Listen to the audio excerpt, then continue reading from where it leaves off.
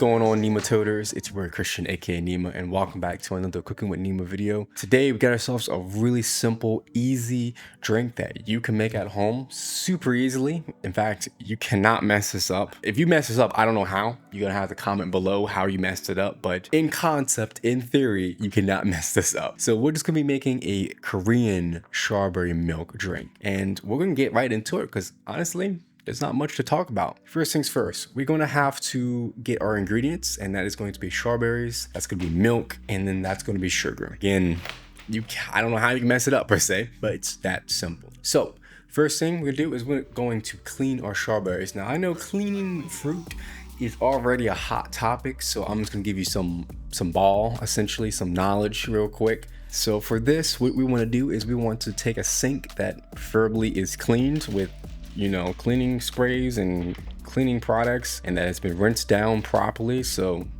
I hope you guys know how to clean your sink. We're gonna take that and we're gonna put our strawberries in that sink, and then we're gonna fill it up with a little bit of water, just enough where it can start floating some of the strawberries. And then we're gonna add in some baking soda and then a couple capfuls of white vinegar. After we clean them, when we dry them off, what we wanna do is we actually want to start cutting them up into pieces. So this is where it kind of depends on where you come from and also how much time you want to spend cutting everything. For me, I actually cut all of my strawberries mostly into quarters, and then I minced it down into smaller pieces. I don't know why I say mince, because when I'm mincing strawberries, we just want to make sure that our strawberries are cut, there's no stem, and that it's manageable for our food processor, because guess what?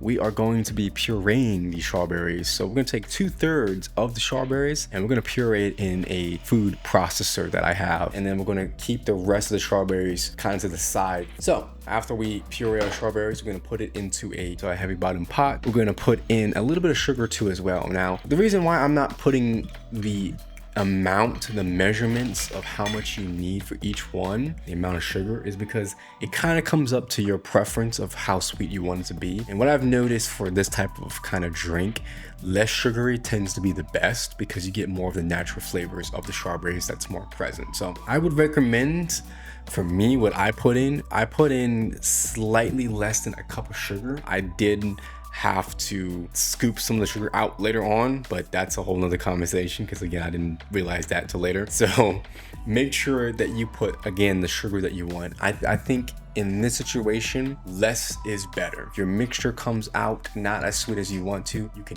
always put more in, but you cannot take it out after it's stirred in. So anyway, after we put our sugar into our pot, we're going to heat it up until it starts boiling. You just want to see some bubbles here and there. We're going to be kind of heating up the mixture so the sugar can start dissolving into the mixture, but also we can start integrating the sugar. So it's actually pretty cool to see that, and it smelled really, really good as we were doing this. So after your mixture is heated up, what you want to do is you want to put it to the side, let it cool for a few minutes, and then put it in the refrigerator.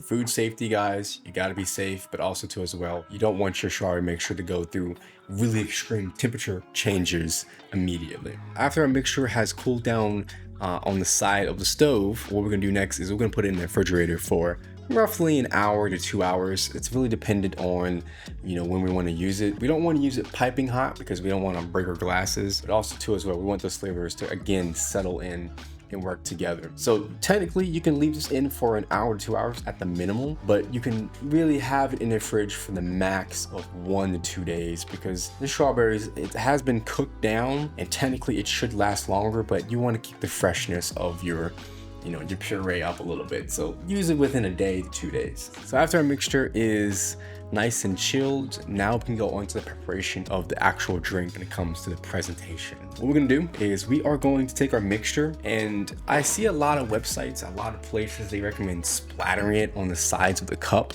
When I say sides of the cup, I mean like inside the cup. Don't put it on the outside of the cup. And what I noticed is the puree will still settle to the bottom. So a little bit of a life hack is you can angle the glass a little bit in your hand as you hold it, and then you can take the puree, you can put it into the glass. And what you want to do is you don't want all of the sides of the glass to be covered with the puree, but you want it to be kind of, again, that splattered, layered effect. So for me holding it on the side and kind of rotating it a little bit, I was able to get that really cool kind of drip, kind of layered look that I was looking for, instead of just holding the glass upright and then just putting it into the glass, because doesn't really stick well. And then we're gonna put some ice in it. So put a little bit of ice, any ice you want to. And from there, again, if you're rotating the glass a little bit on an angle, it should be able to keep its shape for a little longer compared to if you just did it upright. Now we're gonna put our milk in. So the milk is really easy. You just pour it in like normal, just be cautious. And from there, what I like to do is I don't like to fill up the glass completely with milk because one, we're actually going to add in some more stuff to this just to kind of elevate it a little bit. But two, still need to move the glass a little bit to get that striping and to also kind of get the milk, kind of give the milk a little flavor to it as well, because we don't want to just drink milk and strawberry.